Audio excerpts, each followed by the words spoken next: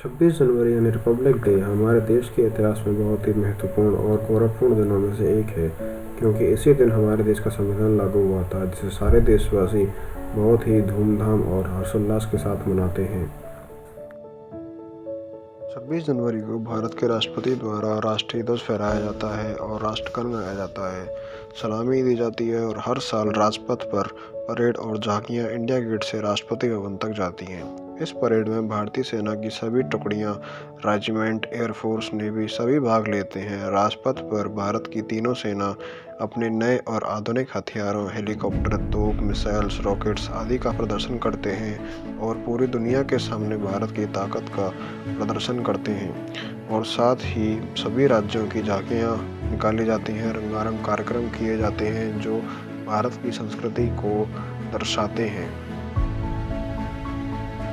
जनवरी 1950 को भारत सरकार अधिनियम 1935 को हटाकर संविधान लागू किया गया था। एक स्वतंत्र गणराज्य और देश में कानून का राज्य स्थापित करने के लिए 26 नवंबर 1949 को भारतीय संविधान अपनाया गया।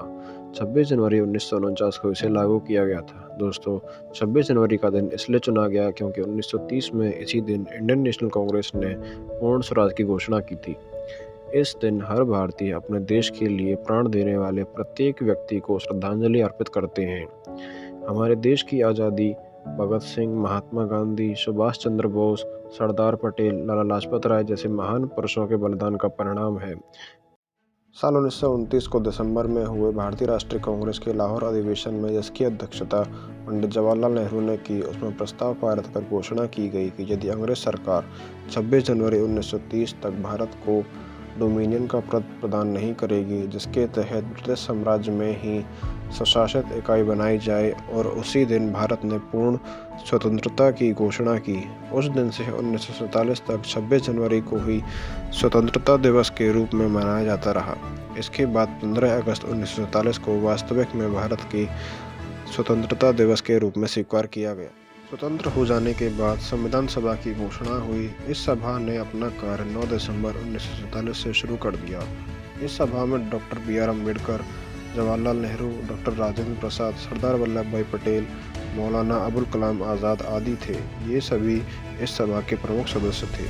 संविधान निर्माण में कुल 22 समितियां थीं, जिसमें प्रारूप समिति के अध्यक्ष डॉक्टर बी.आर. अम्बेडकर जी ने 2 वर्ष 11 माह और 18 दिन में संविधान का निर्माण किया, और संविधान सभा के अध्यक्ष डॉक्टर राजेंद्र प्रसाद जी ने 26 नवंबर 1949 को भारत का संविधान दिया। बहुत सुधारों और बदलाव के बाद 284 सदस्यों ने 24 जनवरी 1950 को संविधान पर हस्ताक्षर किए और इसको 2 दिन बाद यानी 26 जनवरी को यह देश भर में लागू कर दिया गया। संविधान को बनने में करीब 3 साल लगे और इसमें करीब 6.5 करोड़ खर्च हुए। संविधान को 26 जनवरी 1950 को लागू किया गया और संविधान लागू होते ही डॉक्टर राजेंद्र प्रसाद जी को भारत का पहला राष्ट्रपति घोषित किया गया और देश में पहली बार भारत का गणतंत्र दिवस मनाया गया।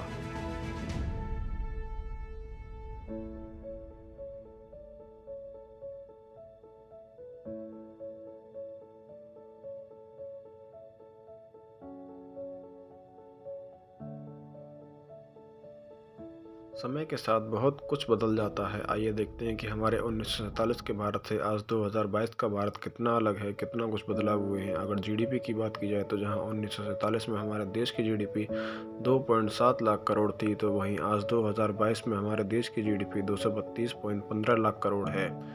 तो जहां 1947 में $1 की कीमत ₹1 थी, तो आज 2022 में $1 की कीमत 74 रुपये है। 1947 में हमारे देश की जनसंख्या 36 करोड़ थी, तो आज 2022 में 140 करोड़ हो गई है। वहीं अगर बात लिटरेसी रेट की जाए तो जहां हमारे 1947 में 12% थी, तो आज 2022 में लिटरेसी रेट 74% हो गया है।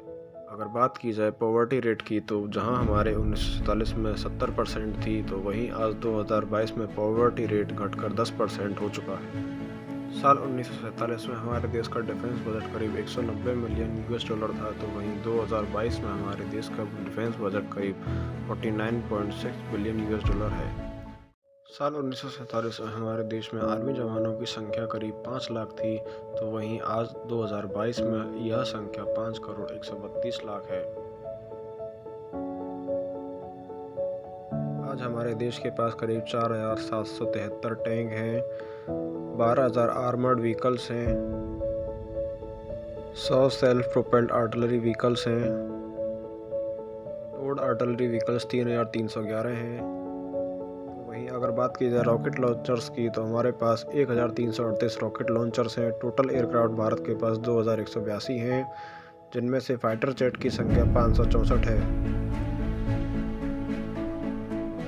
साथ ही 130 डेडिकेटेड फाइटर अटैक एयरक्राफ्ट हैं भारत के पास।